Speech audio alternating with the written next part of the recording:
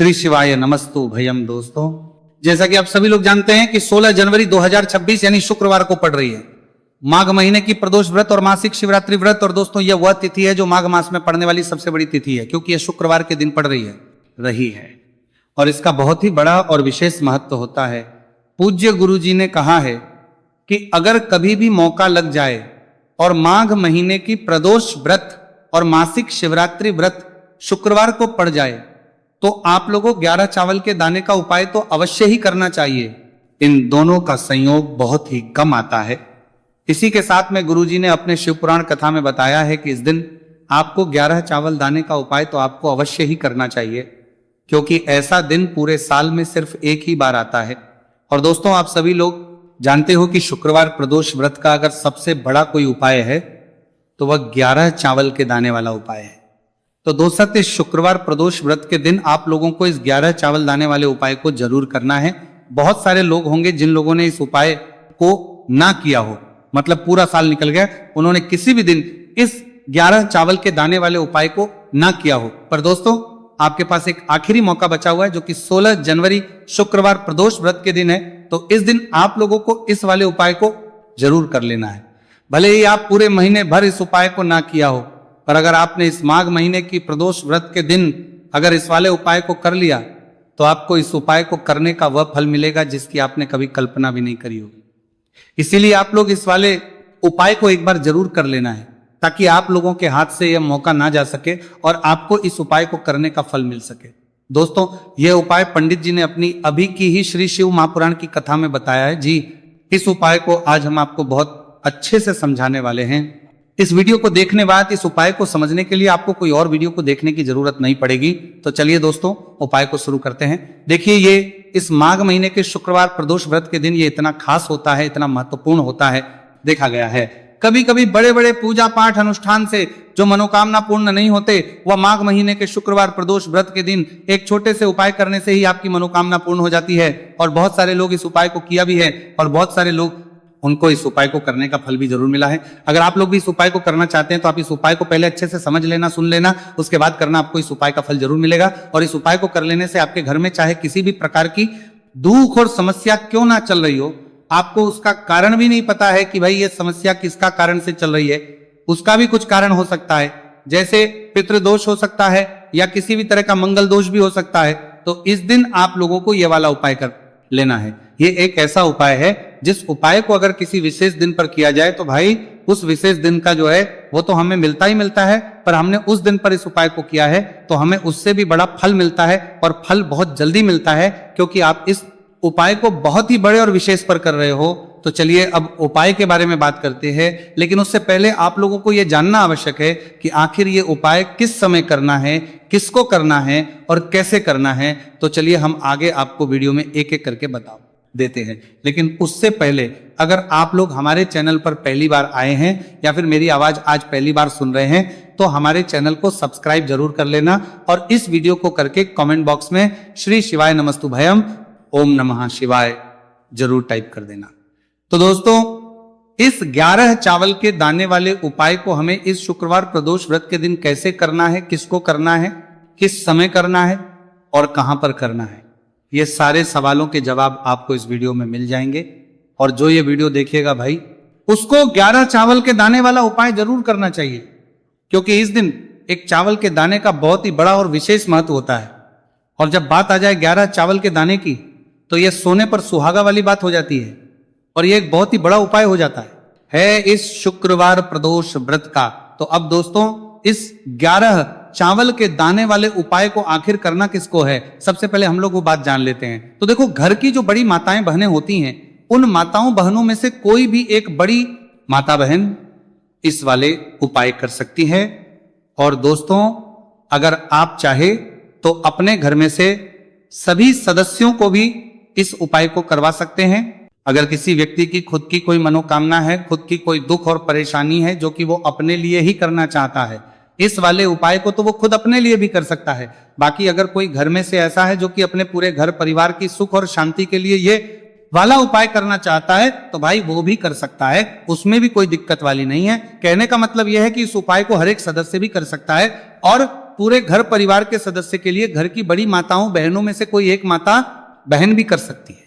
माताएं बहनें अगर घर में उपस्थित ना हो या वो ये वाला उपाय ना कर पा रही हो तो फिर घर का कोई बड़ा सदस्य भी इस 11 चावल के दाने वाले उपाय को कर सकता है, चाहे फिर वो पुरुष ही क्यों ना हो, उसमें कोई भी दिक्कत वाली बात नहीं। अब दोस्तों इस 3 बल के दाने वाले उपाय को हमें करना कहां पर है? हमें इसे शिव जी के मंदिर में जाकर करना है। बहुत सारे लोग प्रश्न करते हैं हर एक उपाय को करते समय क्या हम इस उपाय को घर पर कर सकते हैं? तो इस वाले उपाय को आप घर पर नहीं कर सकते हो। इस वाले उपाय को करने के लिए आपको शिव जी के मंदिर ही जाना पड़ेगा।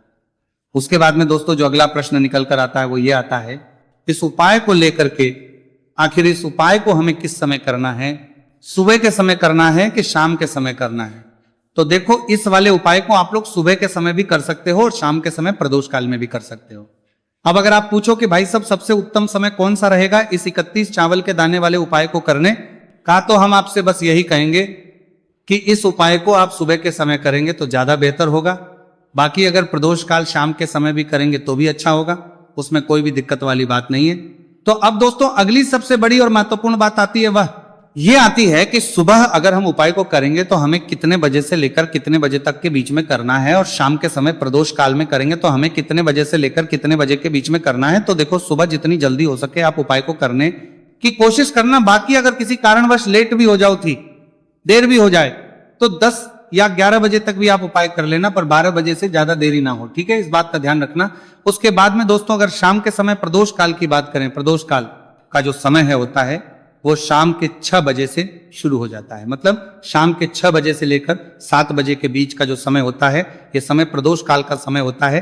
पर अभी जो मौसम चल रहा है इस मौसम में जो है शाम बहुत देरी से होती है, तो आप इस उपाय को 7 या 8 बजे के बीच में भी कर सकते हो। मतलब शाम के 6 बजे से 8 बजे के बीच में आप कभी भी इस वाले उपाय को कर सकते हो, उसमें कोई भी दिक्कत वाली बात नहीं है। अब दोस्तों यहां पर इस उपाय को लेकर एक और सबसे बड़ी बात यह निकल कर आती है कि इस 11 चावल के दानों को हमें लेना कहां से होता है, और हमें इस उपाय को करने के साथ में क्या और कुछ भी सामग्री ऐसी होती है जो शिव जी के मंदिर लेके जानी पड़ रहती है। तो देखो यहां पर हम आपको बता दें, सबसे पहले आप लोग ये जान लो कि ये जो 3 चावल के दाने वाला उपाय है, सिर्फ और सिर्फ आप उपाय की सामग्री लेकर कभी भी शिव जी के मंदिर मत जाना, क्योंकि हमें भगवान के सामने यह नहीं दर्शाया कि अगर हम भगवान शिव जी के मंदिर आए हैं तो अपने फायदे के लिए आए हैं। तो इसलिए जो भी पूजन सामग्री है, उपाय सामग्री है 11 चावल के दाने, इसके साथ में आपको पूजन सामग्री भी जरूर लेकर जाना है। देखो अगर सुबह के समय उपाय कर रहे हो तो सीधी सी बात है 1 लोटा जल तो आप लेकर जाओगे ही जाओगे। वही 1 लोटा जल अगर मिट्टी का जल हो तो बहुत अच्छा रहेगा। मिट्टी का जल कैसे बनाता है इसके लिए हमने पहले से बहुत सारी वीडियोस बना दी है आपके पास। इस दिन एक आखिरी मौका रहेगा, मिट्टी का जल शिव जी पर चढ़ने का और उपाय को करने का बहुत बड़ा आपको इस दिन फल मिलेगा। तो इसीलिए इस दिन हो सके तो भाई मिट्टी का जल चढ़ाना, तो अपने साथ में कम से कम 1 लोटा जल तो आपको लेकर जाना ही जाना है। अगर मिट्टी का जल नहीं है तो घर का जल भी आप इस्तेमाल कर सकते हो। इसके अलावा जो भी पूजन सामग्री है, देखो 11 के दाने ये अलग आपके रहेंगे और जो आपकी पूजन सामग्री रहेगी वो अलग रहेगी। पूजन सामग्री में आप जो भी चीज लेकर जाना चाहे वो लेकर जा सकते हैं, एक बेलपत्र भी लेकर जा सकते हैं, उसमें कोई भी दिक्कत वाली बात नहीं है। वहीं अगर हम बात करें शाम के समय की, तो शाम के समय शिव जी पर जल नहीं चढ़ता है, इसीलिए शाम के समय आप लोग एक दीपक तैयार कर लें जो कि गोल तीखा आटे का शुद्ध देसी गाय का घी का होगा, है ना? इस बात का आप लोगों को ध्यान करना है। और इस दीपक को आपको घर से जलाकर नहीं लेकर जाना है, भगवान शिव जी के मंदिर में जाकर ही जलाना है। इस बात का भी आप लोगों को ध्यान रखना है। अब दोस्तों यहां पर हमें इस बात को समझना है कि यह 11 चावल के दाने हमें लेना कहां से है। क्या हमें दुकान से लेकर आना है, या हमें अपने घर से लेना है, या कहां से लेकर आना है, और कौन से चावल लेना है, क्योंकि चावल भी बहुत प्रकार के होते हैं। तो देखो इन सभी सवालों के जवाब आप लोग एक बात में सुन लो कि भाई जो उपाय है, इस उपाय में आपको यह नहीं देखना है कि भाई कौन से चावल है कौन से चावल नहीं है। बस जो भी चावल ले रहे हो वो चावल का दाना सबूत होना चाहिए, मतलब साबुत होना चाहिए, टूटा हुआ नहीं होना चाहिए, कटा पीटा नहीं होना चाहिए। यह बात आपको ध्यान रखना है। बाकी आपका चावल बासमती हो या सादा चावल हो या कोई सा भी चावल हो, उसमें कोई भी दिक्कत वाली बात नहीं है। तो सीधी सी बात है कि आपके घर के रसोई घर में जहां पर आप बनाते हो वहां पर जो भी चावल आपके उपस्थित हो, उन चावलों में से अपनी 1 कटोरी भर लेना या 1 मुट्ठी चावल अलग से निकाल कर रख लेना, क्योंकि हम 11 चावल ही यहां पर इस उपाय में लेने वाले हैं तो हमें ये चावल के दाने गिनकर निकालने पड़ेंगे। इस बात का आप लोगों को ध्यान रखना है। तो अपने उस चावल की कटोरी में से या चावल में से 11 ऐसे चावल के दाने आप लोग निकाल लो जो कि टूटे हुए ना हो, कटे पीटे ना हो, कोई दाग ना लगा हुआ हो, है ना।